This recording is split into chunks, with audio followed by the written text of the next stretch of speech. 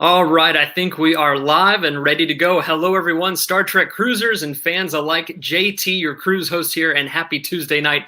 Thank you so much for joining us for another great event.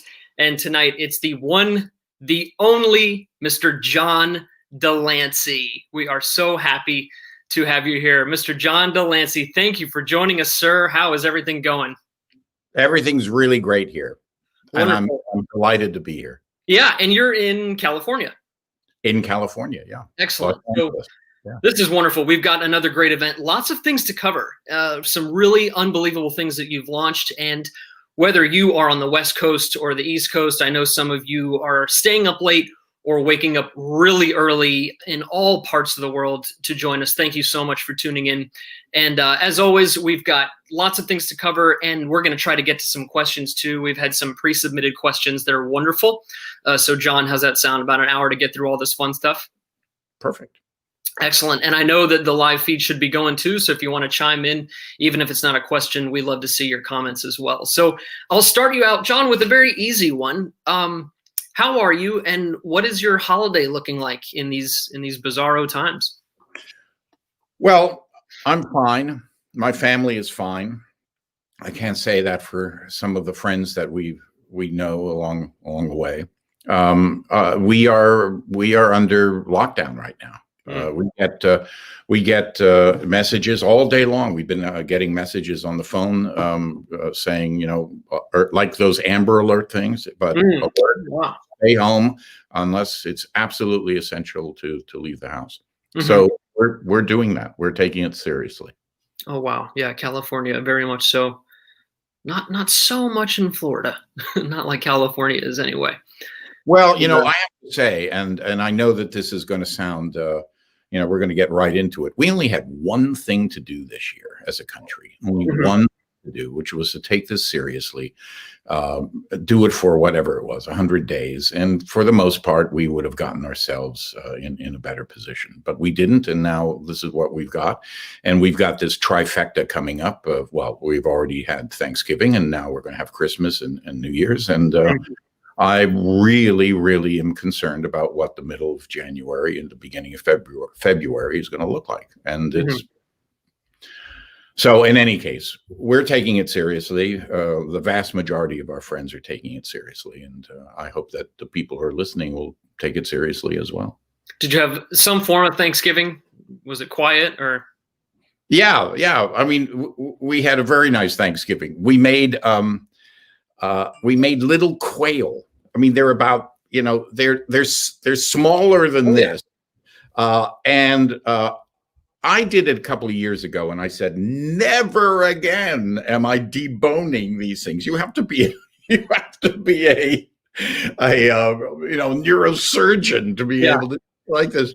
But my wife Marnie, she deboned them. We had 15 of them. They amount to about 3 bites a piece. Okay. It took her something like 4.5 hours. I mean, the patience, and they were stuffed. And so we had a good time. And one of my sons, Keegan, is actually living with us right now. He and his wife and our grandson are living with us. They usually live in DC. They're getting ready to get posted overseas, and they are in language classes right now. So rather than have their son go to daycare during the day in DC and then going to pick him up, it was decided, why don't they come here? And so they go to work every morning at 7 a.m. and up until around 2 online, and we take care of the kid. So we had a very small little Thanksgiving. And my other son, he and his wife are in Quebec City. They just moved to Quebec City. So very good. And how old is the child that you're taking care of? About 2, almost 2.5. So it was relatively a busy Thanksgiving for you then, I guess. It's a busy day. The day starts at around 7 o'clock in the morning. And at first, it was like, oh, of course, we love to do this. What a wonderful thing. Yes, yes, yes. We're going to be playing Get Grandparents. But after a while, after about a month, I began to go, this is a job. Yeah. It's a job.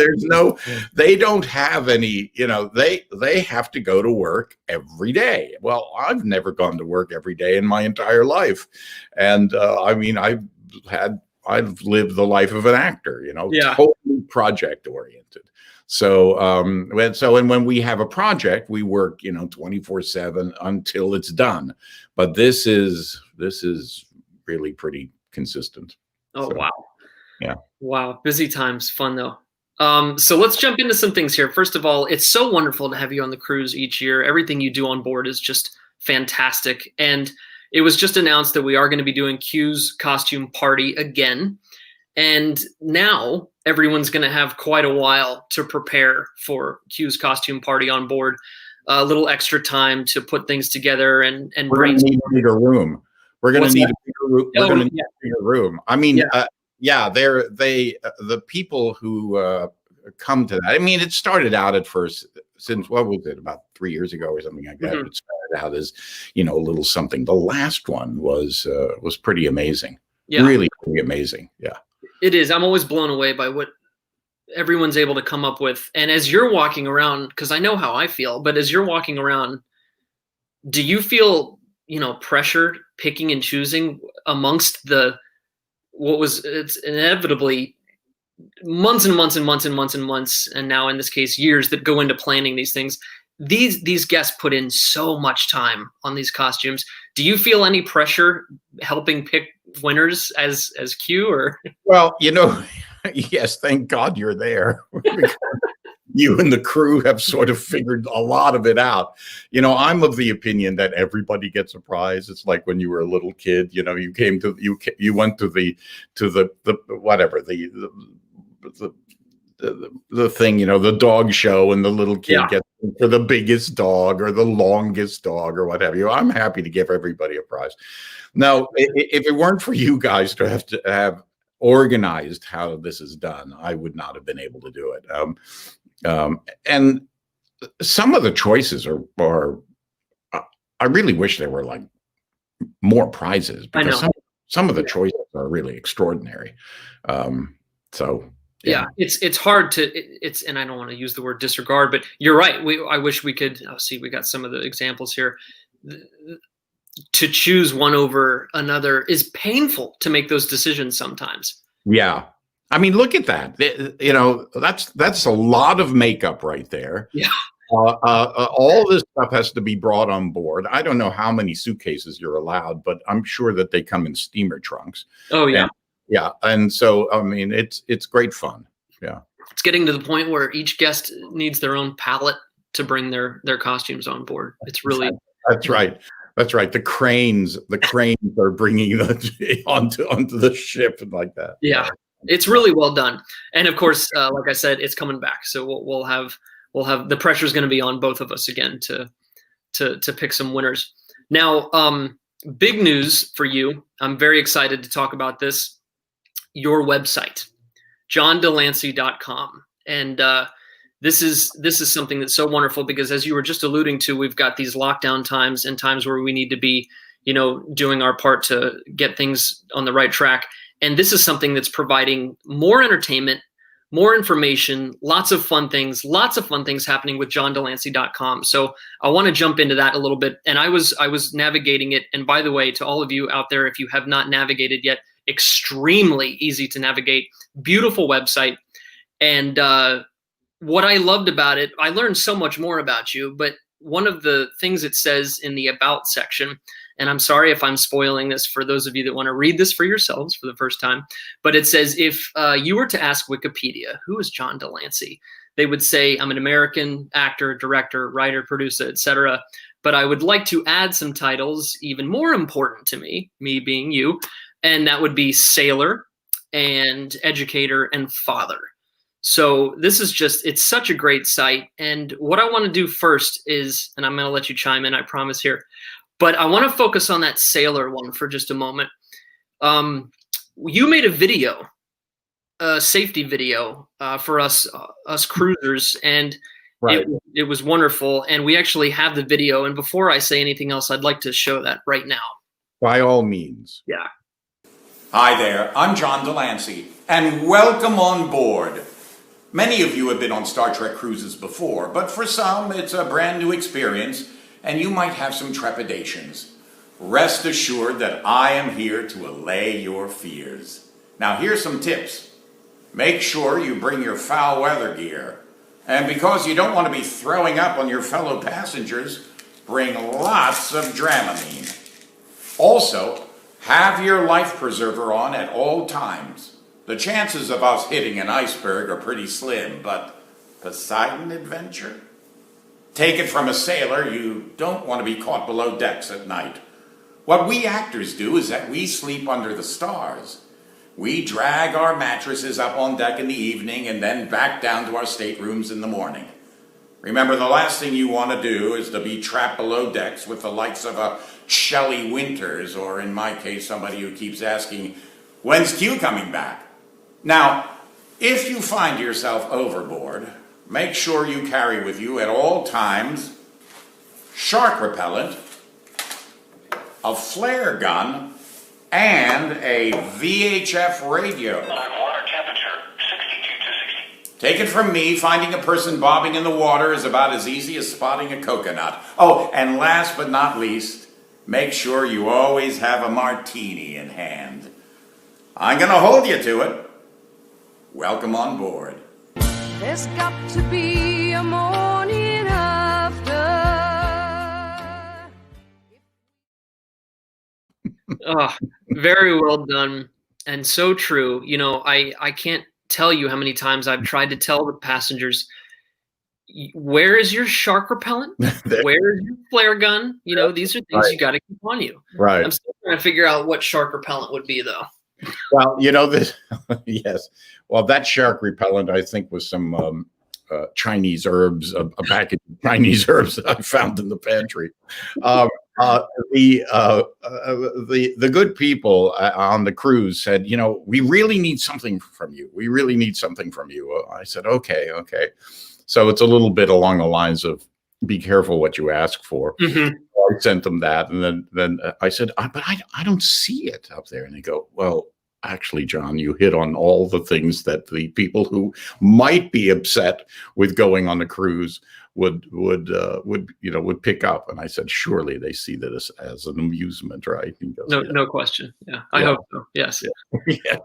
But yeah, you're qualified to make a video like that, not only because of you being a member of Star Trek: The Cruise, but I want to talk a little bit about the trip to Tahiti that you had. And let me see if I can pronounce this correctly. Nepenthe is the name of the boat. And this is another aspect of the website, which is wonderful. And guests to the website can subscribe and learn much more about it. But tell us a little bit about your trip to Tahiti and how this came about. About 25 years ago, I've always sailed since I was around 10 years old. When I learned how to sail, I've always had a sailboat. And 25 years ago, I bought a Hans Christian, which is a really classic sailboat. I mean, wherever you are, people see the boat, they go, "Oh, what a beautiful boat that is!"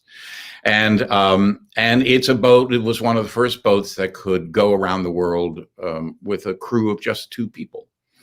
And so in any case, I had always dreamt about doing that. And I realized that my window, as it were, was closing. So I think it was 7 years ago is when I took the trip. It took me about a year to get the boat ready to go. Mm-hmm. And then I invited 3 other people.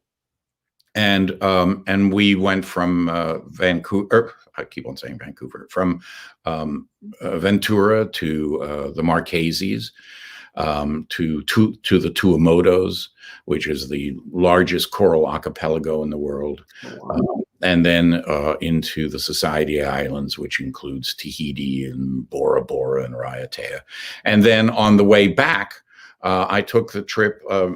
Owen, my younger son's friend, Ray, had never sailed before, and he wanted to go. And so he and I sailed the boat back. It was 52 days all told. It was a long sail back. His name was Ray, did you say? Yeah. Never sailed before. Never sailed before. And he was great. Oh, that was my next question. Yeah. Yeah. No, he was great. And we had yo, look at that. Oh yeah. Actually, that's going from where what was that? That was in that was on the way to Raiatea, just the last island hop.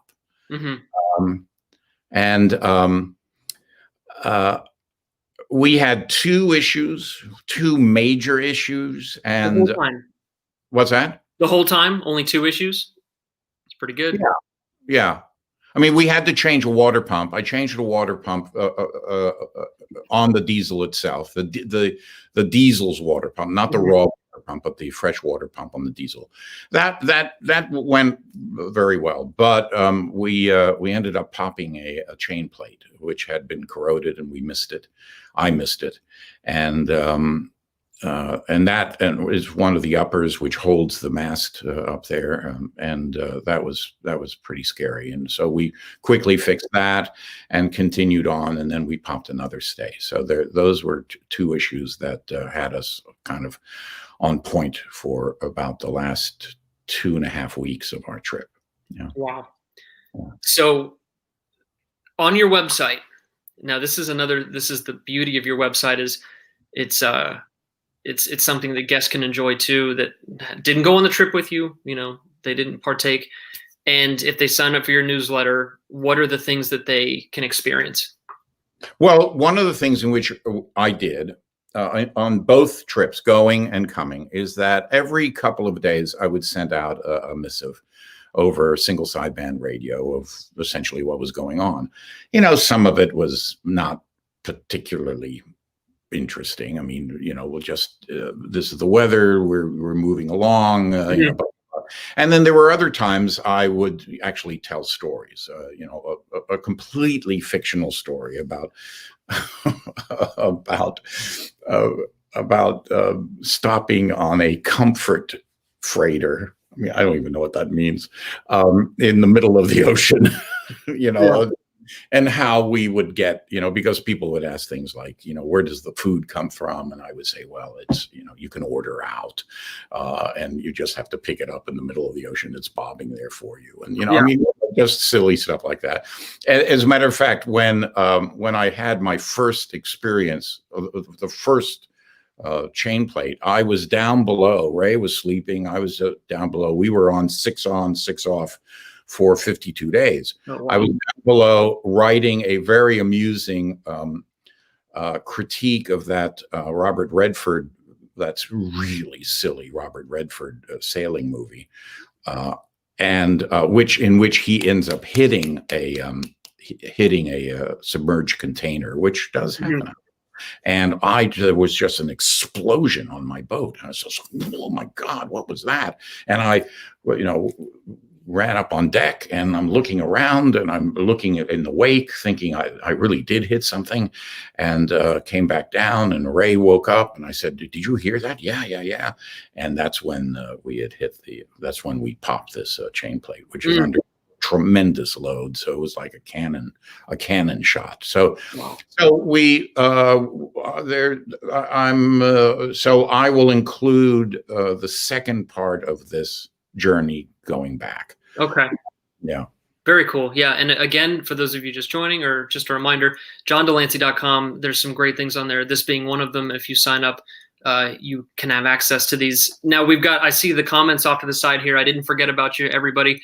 One comment saying the Nepenthe does not look cozy. Was it comfortable on board? Yeah, I love the boat, and as a matter of fact, this is a very bittersweet time to talk about the boat because I'm just in the process of selling it. Yeah, and I have moved from the 19th century up to the 21st century, and in point of fact, what I have moved, You go down into the hull of the Nepenthe, you go down below, and it's all teak, and it's, and the little lanterns and stuff like that. I think it's very comfortable, but you don't have hot water. You don't have, there are a lot of things you don't have. Yeah. But one of the things in which you do have is a boat that will take care of you when you have gotten, frankly, a little too scared to be thinking straight. Sure. And that's the type of boat you want to be on. Most important part. Yeah, absolutely. Yeah. We can kiss comfort goodbye as long as we're safe and secure. Yeah, you got it. Absolutely. Right. Well, very cool. The other thing I wanted to mention about the website is the Dover trial. Now, this is something that you premiered on board. This is a great event, and it included much of the other stars, and a very successful event. And first of all, for those guests out there that did not make it to this event, can you give us a little backstory on this event, and how did you come to write this? Well, what we are asked to do as actors is to present something. And Brent, who's a singer, does a whole cabaret, which is marvelous. Johnny Phillips does, an evening of very off-color jokes around midnight, which we all love to listen to. Who else? Bob Picardo did a marvelous kind of musical type thing. And I thought, what is it that I can do? And this is an area which really interests me. I had gone out on the road with Ed Asner a number of years ago doing the Scopes monkey trial. Mm-hmm. And it opened up a whole world for me as to, I just figured that this was kind of historical, the whole issue of evolution and how it was taken by the religious community. I just thought of it as being all very academic. Mm-hmm. When I got out there, I realized, oh my God, this is not academic at all. This is front page news for a lot of these people. Sure. Well, the first year in which we were together on the cruise, I brought a script about the Scopes monkey trial. And it was successful. It was very successful. And so the second year, what I decided to do was to continue that story. In 1925 was the Scopes monkey trial. Well, this is, almost 100 years later, we have a new trial that has come on the scene, which was the Dover Intelligent Design trial, where the school board was taken over by fundamentalists, and the science books were thrown out of the 9th grade class, and intelligent design, which is a pseudo, essentially it's creationism, mm-hmm. Was put in its place. So I researched that, and then there was a woman who came to me who was really terrific. Kristen, who ended up saying to me, I'd be happy to help you. She's a PhD down in San Diego. Mm-hmm. And we wrote this piece together. And so it was the Dover Intelligent Design trial. And they're kind of theatrical documentaries. And I then included, obviously, the cast that I was given, which are the actors, but then I included a lot of other roles. In this case, I don't know, maybe 10 other roles for the. Yeah, look at the picture there. So more than half of that cast are the townspeople. I mean, excuse me, are the townspeople who are played by guests on the cruise, friends on the cruise, and some of them, most of them, were just terrific. And the whole notion is that Kristen and I were going to take that back. Remember, this is we did this, I think it was the 1st of March. Is that when we finished? March 3rd or something like that? Yeah, somewhere in that. God, I know. We were going to come back, spend a couple of weeks going from a 60-minute presentation to a 90-minute presentation. We were all ready to go. And then we were going to go into a studio and record all of it. And because this is something that's really interesting to me, I was just going to give it to everybody. Just here, come to my website. It's a complete download. Mm-hmm. I want as many people to hear it as possible. Well, nobody's been able to go into the studio since then. So, so that's where we are with that. Yeah. And then, so the guests on board are able to participate. They have participated in this event as well, on stage with you. Yes, and what we did this year, it used to be that what I would do is that when we were introduced on the first day, in the first couple of hours, I would go, oh, I'm really glad to be here, glad to be here. By the way, is there anybody who would like to come up on stage? And all these people would say yes, but then I'd have to make a choice, and it would be very difficult because I don't like to make those type of choices. I mean, sure. Right off the bat, somebody starting on a cruise and being rejected, I just thought, no, I can't do that. No, I've got 9 people to play one role or something like that. So Kristen decided that what we should do, and it turned out to be a great idea, which was to audition online. Mm-hmm. So they sent in their audition tapes, and we had all of that organized beforehand. So that was very successful. And if we do another one, I think perhaps the next one will be kind of a more silly nature, or maybe of a sci-fi nature, mm-hmm. Because a lot of the guests really enjoy this opportunity, and so that's what we'll do. Very cool. Yeah. And if, again, another wonderful aspect of your website is if you do go visit and you subscribe, you offer only a portion of the script in the newsletter that goes out to the ones that subscribe. Yes. I mean, right now, we don't really want to offer the entire script because it's not really finished in that respect. It's a draft. So I want to encourage people to do this on their own. Leonard Nimoy and I had a company called Alien Voices. And one of the things in which we did is that we provided the scripts for the shows in which we performed for Simon & Schuster and for Sci-Fi Channel. We provided those scripts so that amateur companies around the country could perform them on their own, which is mm-hmm. what we did. And so the notion is to do the same thing with this. Mm-hmm. Yeah. Very good. Yeah, I see on the comments on the right here, for those of you tuning in now, yes, we are talking about johndelancey.com. John's a wonderful website. And I've been on there. It's been launched for, you might have to. All of 2 weeks. All of 2 weeks, yeah. And I was on there. One of the other things I wanted to mention, it's just so cool, is the prints that are available and the artwork. Artwork's very, very fun, and you'll personalize these for the guests as well. Yes. And I have to say that this is all by way of my son, Owen, and mm-hmm. his marvelous wife, Emily, who met in architecture school and are designers, and they have said to me now for a couple of years, "Oh, you should do this, Dad. You should do this." And I was like, like that. But out of the COVID came this, mm-hmm. and they are artists, so they were able to, find and engage other artists. And one of the things in which I'm hoping for, I found someone in Germany who I like very much, and I said, well, let's find a way to show some of the things that she does. And so, it's sort of a homegrown effort. Mm-hmm. Yeah. It's great. For those of you that haven't looked yet, I was on there. I got to tell you, and I need some artwork in this room, John. I've got nothing.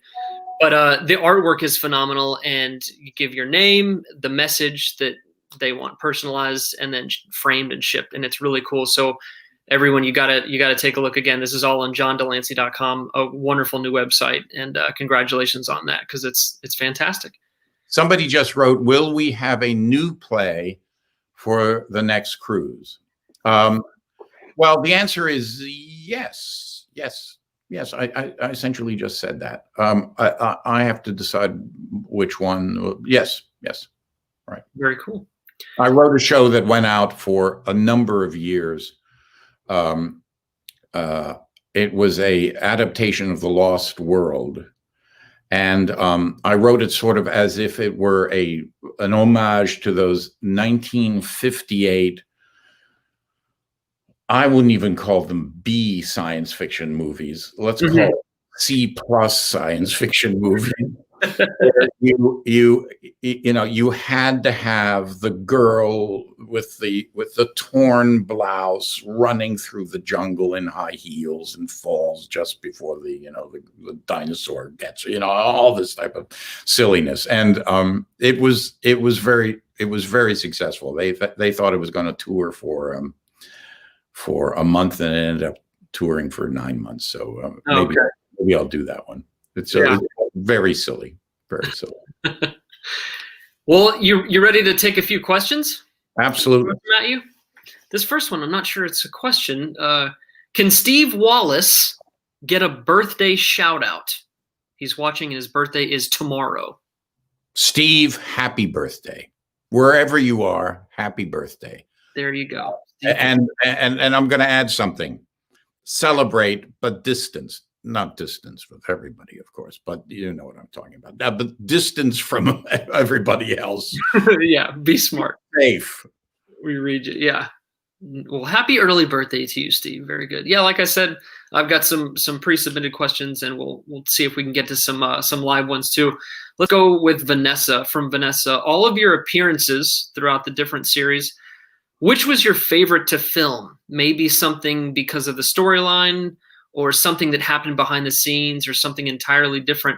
What was your favorite thing to film? Do you have a good moment? On Star Trek? Yeah. Is it a Star Trek question? Mm-hmm. I think All Good Things ended up being the compilation of many of the favorite scenes. I mean, it was my 6th time at bat for All Good Things. I had done between Encounter at Farpoint and then All Good Things. There were 6 of them. And by that time, everybody sort of knew which way they were going, as well as me. And I had, a half a dozen scenes that were really kind of right there. And so that was fun. They were all kind of there. It was a purity about each one of those scenes. And so I like that one. Okay. I see a live one here. I think I've seen this one twice, so I want to get to it because very patient. Logan, hey, John, question for you. Are Discord and Q the same person? Well, Discord and Q are the same person in the minds of Lauren Faust, at least when it started out. But I got a call from my voiceover agent saying, My Little Pony, which I had no idea what that was. It's a cartoon. It's for little girls, and it's a character. And would you do it? Yeah. And I read the material, and I went, yeah, well, very well written. Wow, yes. I don't go around looking for an opportunity to play Q. So when I read it, I thought, who is the prototype for this? Oscar Wilde is sort of the prototype. Very flamboyant and everything is, wearing his emotions right on his sleeve and whatnot. Sure. Albeit somewhat close to Q, but still, I did not have Q in my mind. I had Oscar Wilde. But since obviously it came out of my mouth, I'm sure that there are similarities. And Lauren, when I spoke to her a couple of weeks after recording it, said, we were actually looking for Q. So I went, well, this is what you got. Yeah. All right. Very good. How about John? John asking John, is there anything that you never got to do as Q that you either were hoping to play or had been told might be in the character's future? Anything that you didn't get to do that you wanted to as Q?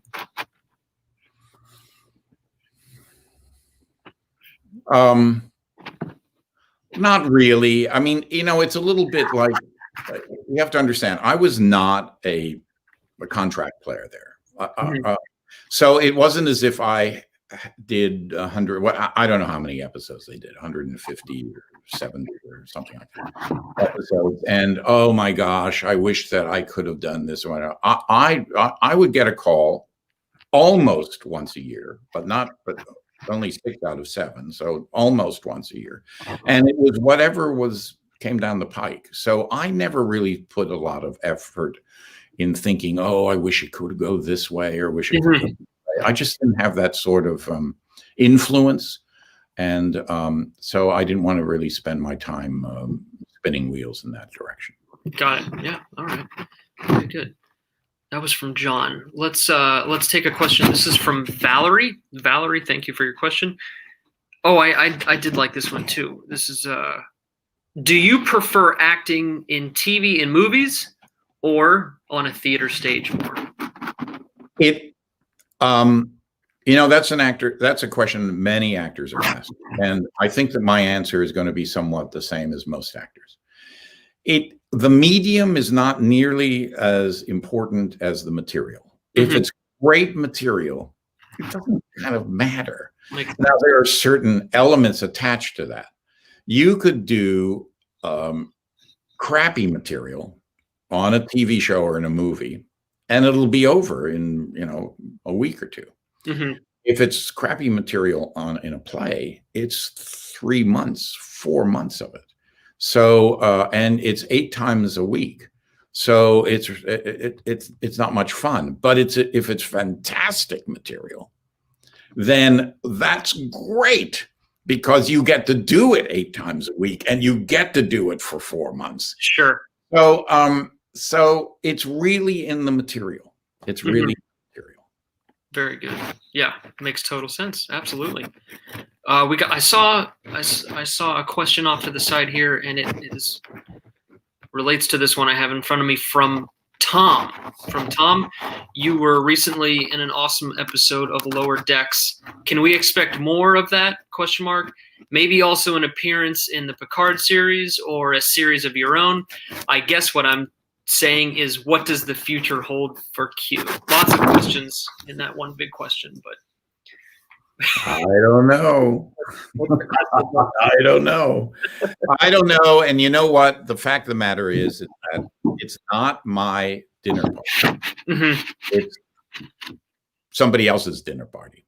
What you're really asking me is, am I invited to the dinner party or another dinner party? And I don't know, and I don't spend my time thinking about those things. Yeah. All right.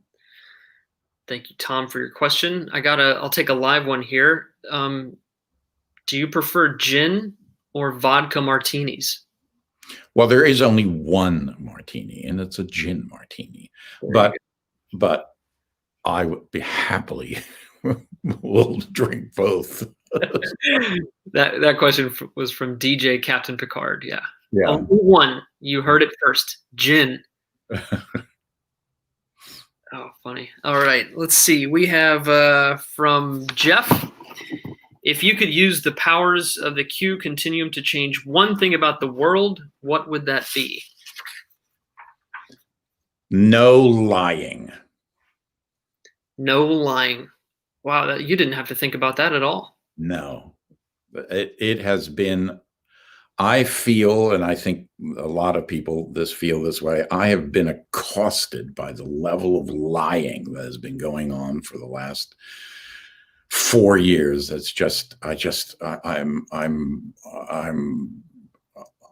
beaten down by it. Just no lying.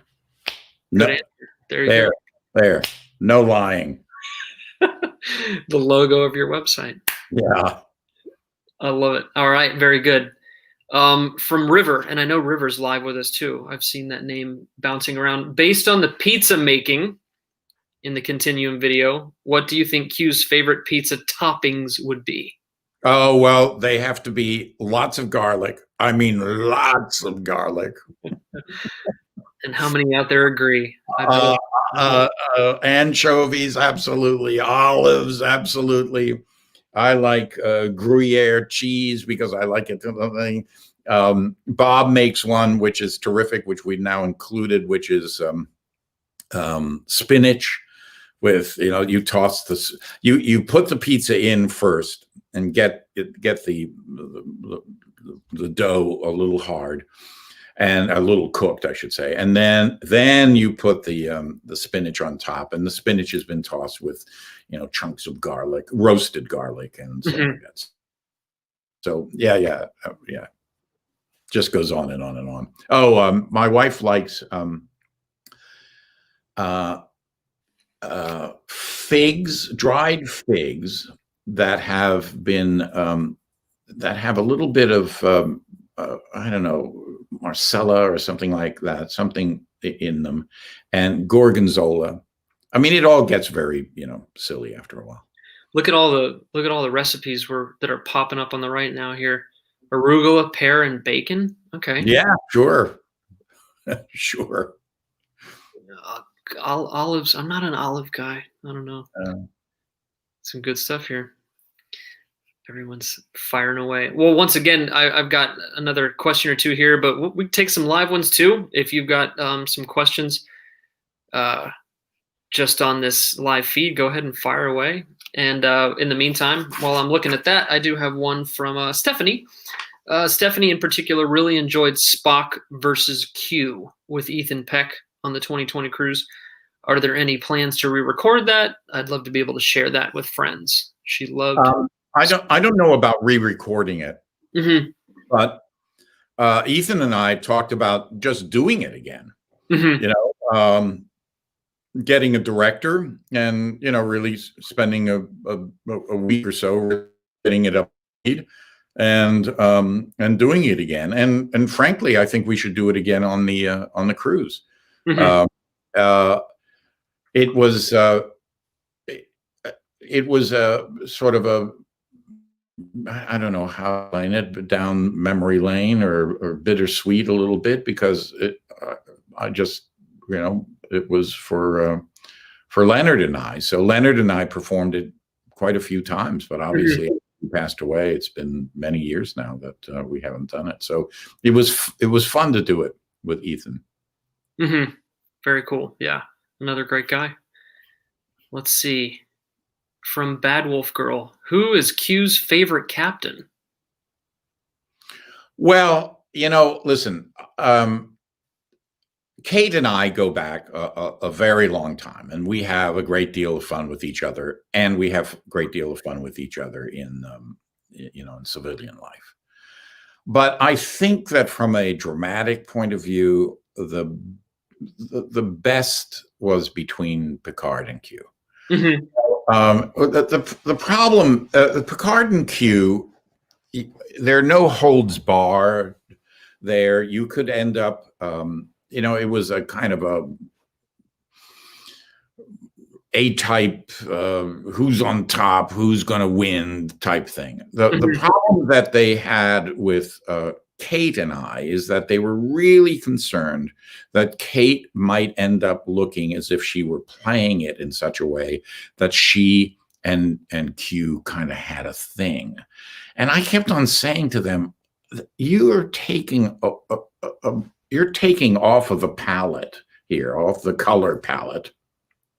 You're taking a major color off of the color palette that we cannot play, and because you don't want us to play it, and we should be able to play it, and play with the audience. Where you're coming a little closer. Well, I'm really good. Oh my God, no, and I mean, there are all sorts of things that we could have been doing, but they were so adamant about that. Yeah, that it was a little bit like doing a scene with one hand behind your back. So, yeah.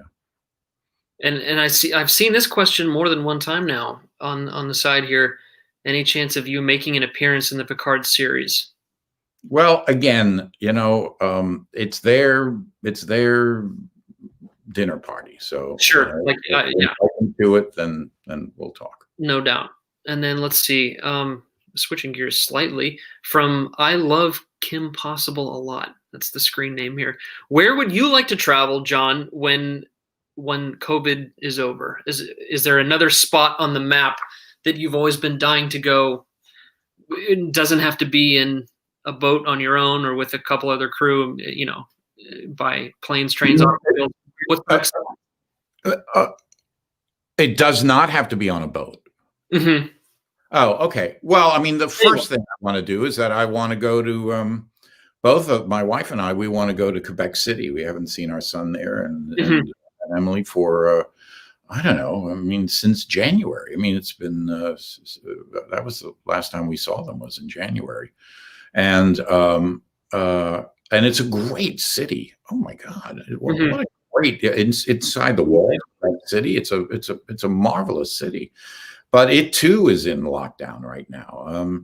Aren't we lucky? I mean, when you think about it, aren't we lucky that we live at a time in human history where in the short course of whatever it is, 9 months, 10 months, they actually have a vaccine now that we're going to be able to get. If you read, I'm a big history buff and what have you. If you read accounts of the Black Plague and on and on and on, they didn't have anything coming down the pike. For sure. And as a matter of fact, 60% of the population ended up dying, and it just sort of, the plague just sort of in the end kind of died out, and everybody was a victim of it. But we are going to get rescued here. So there are places like that. First of all, we want to see our son and his wife, and then I know we will end up going to Japan because our other son and his wife and our grandson are going to be in Japan for a number of years, and then there's a little town in France that I spent a lot of time in as a little boy called Sarlat. We were there in whenever it was. There a year ago, and so there are places like that, and I want to go sailing. I now have another boat which will allow me to do everything I was able to do before, but in a little more luxury, as it were. I mean, not in a little more cozy. Fans are What's that? in a little more cozy fashion, maybe. Yeah. Well, yeah, hardly cozy as far as I'm concerned. But when I turn on the water, there'll be hot waters. Put it that way. So you've done Tahiti. What would be next if you were going to sail, Captain Q? I'd like to go back to the Marquesas. Yeah, the Marquesas is Tahiti and the Tuamotus. They're gorgeous and what have you, but the Marquesas, there's a kind of a primordial history about them, and I did not. I was so concerned about the boat and so concerned about, especially, you're concerned when you're in the middle of the ocean, and then you're concerned when you're, anchored next to land, and then you're concerned, so I was always concerned. So I would like to go back with where I'm not quite as concerned. Yeah. Yeah.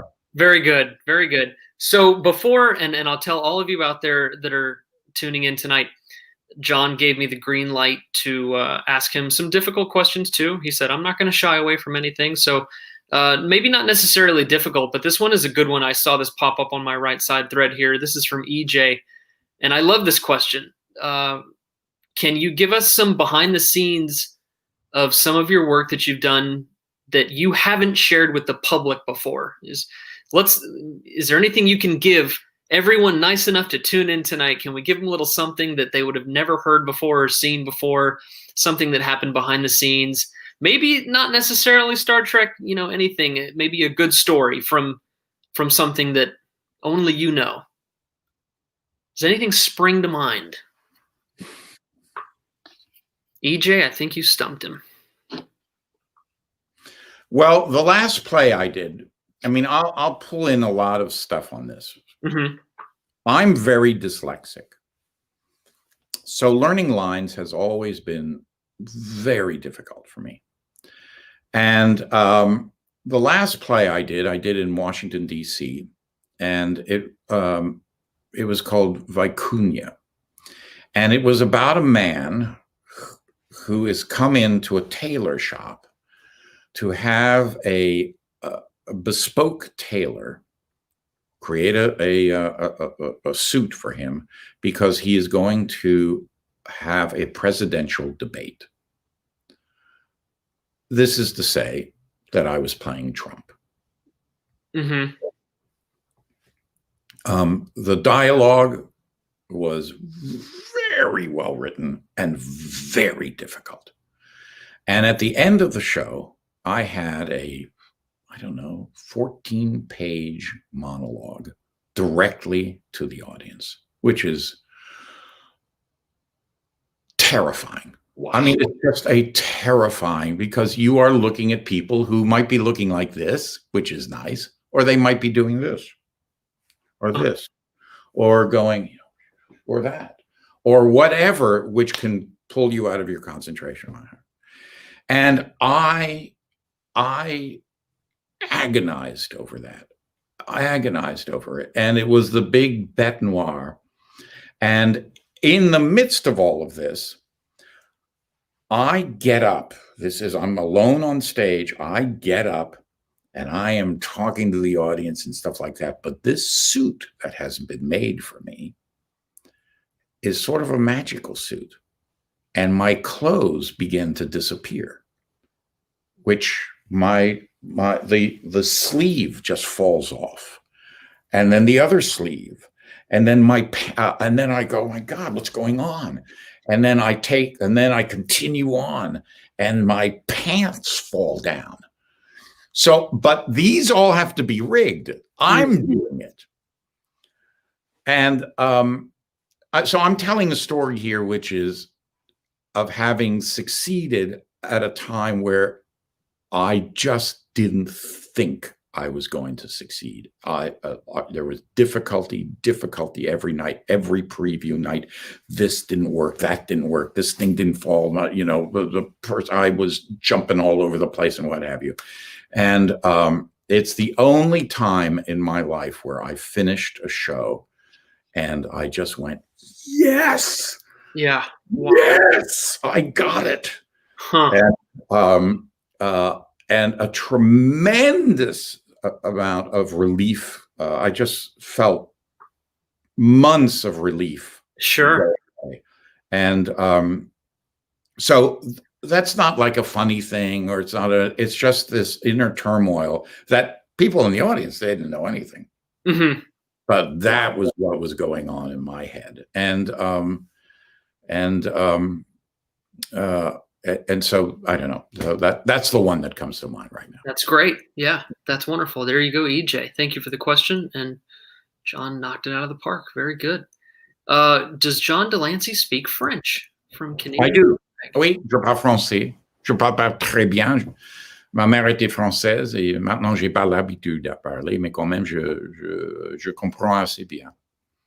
Well, hopefully that fan can understand what you said. I'm not a French speaker. Does your son, I'm assuming, speak French too, Owen? The one in Quebec City? No. No.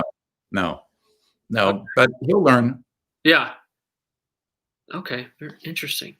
Do you speak any other languages? Japanese, Arabic, Russian, and Chinese. I'm kidding. Oh my gosh. Oh, you see? You're too good. You had me hook, line, and sinker. I thought you should have just kept on going with it. Yeah. Just French? Just French. Let's see. We got another good one here. How does John de Lancie deal with the problem of writer's block? Do you have a way you deal with it? Well, I think I deal with it. I don't really consider myself a writer. I mean, really professional writers, or that's what they do. I'm sort of the dilettante writer when I have to do something. I had a series with the Disney Hall, with the LA Phil, where I wrote half a dozen shows, and and I would research them and write them and what have you.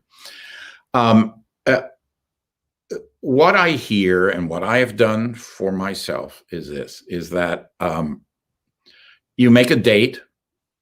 For me, it's better in the morning. By around 2 o'clock, my mind is not working the same way that it was working at 7 o'clock in the morning. Mm-hmm. And I just work.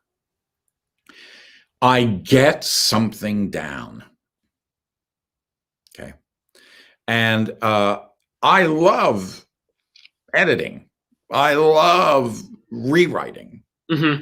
but that first pass is the most difficult. and you just have to insist on getting something down, and you just have to Get something down. That's right. And Yeah. you discipline yourself. That's all. Yeah. Yeah. Very good. Let's see. God, these hours fly by too quickly. I want to thank everyone for tuning in. We do have time for a couple more here. This one's from where did you go? Steve, what memories do you have from appearing in the first episode of the Mission Impossible series remake? Oh, well, it was fun. I mean, I actually had auditioned for that show, and they had. I did not. It was a little bit of an unfortunate thing, and that is that they had auditioned me to be a regular, and then they called and said, we cannot have him as a regular because of, I think it was 60% Australian content. If you're going to be doing it, we need an Australian. So I lost that part to, interestingly enough, an Australian who was living here. Mm-hmm. But they gave me the part of the villain. And I mean, it's all, it's that kind of, for the most part, being an actor is a little bit like what I was explaining in the last story. At least in my case, it's a lot of dealing with my bête noirs and being scared, and having, as a friend of mine wrote me saying, I'm going through a spate of actor nightmares. And I'm not even doing any shows right now. So it's like, oh God. So this was fun, oh, John, they've offered you this other role in the show, and they're flying you to Australia, and you get to spend some time in a swanky hotel, and so it was fun. It was fun. Yeah. Very cool. I see a follow-up from our pizza discussion earlier. I would love to hear, this is from Dracorex. I would love to hear how the idea to film the pizza video with Bob and Kate came about. Well, it came about simply because I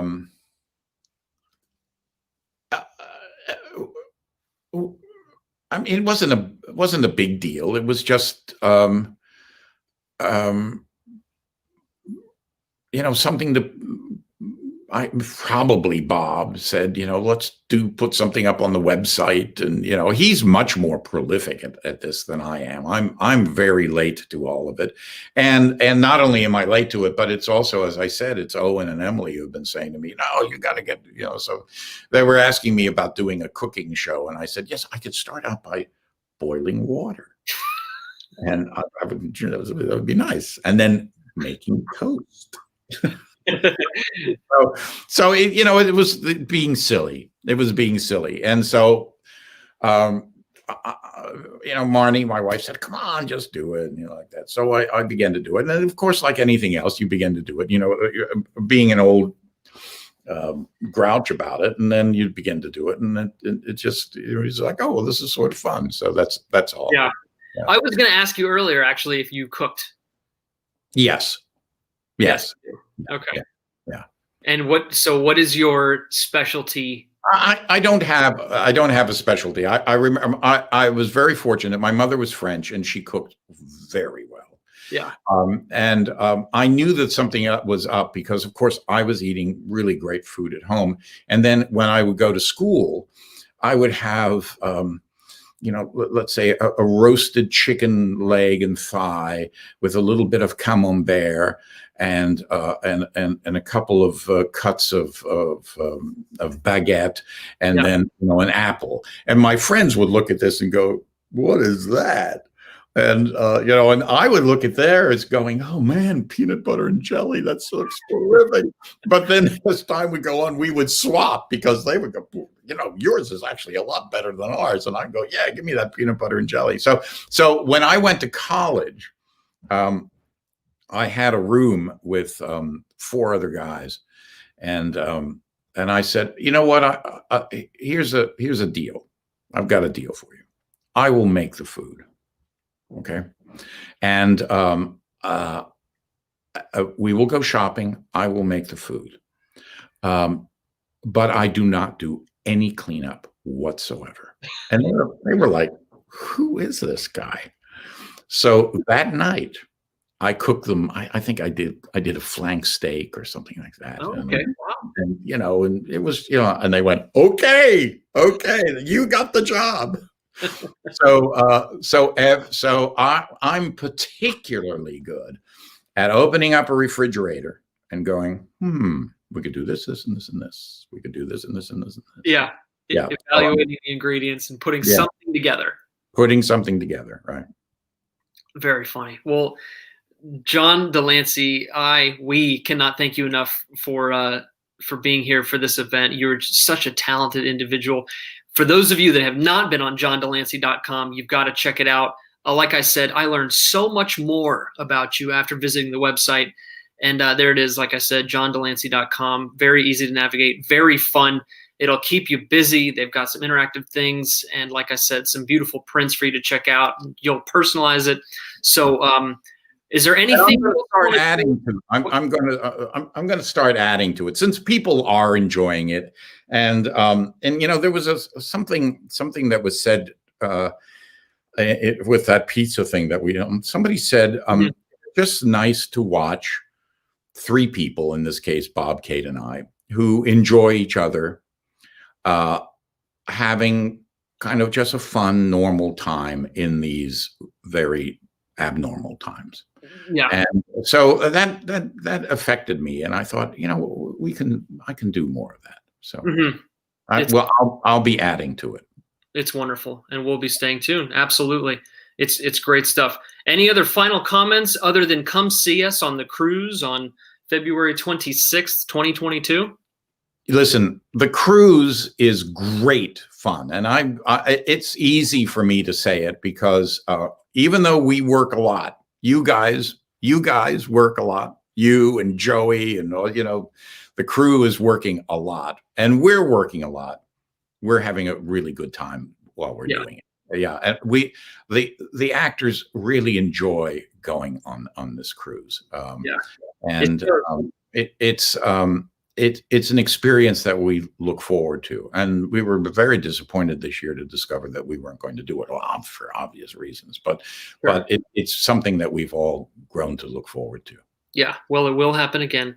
Rest assured. And booking is live. It's available. It's almost sold out from what I gather and from what I hear. So get your spots, everybody. And February 26th, 2022. It's a great time. StarTrekTheCruise.com is where you can get all the information. And like I said, everyone, visit johndelancey.com. Great website. John de Lancie, thank you so much for joining us on your Tuesday night and hanging out with all of us. Cheers. Cheers, everyone. Thank you so much, everybody, and stay healthy and safe and have a great night. Bye.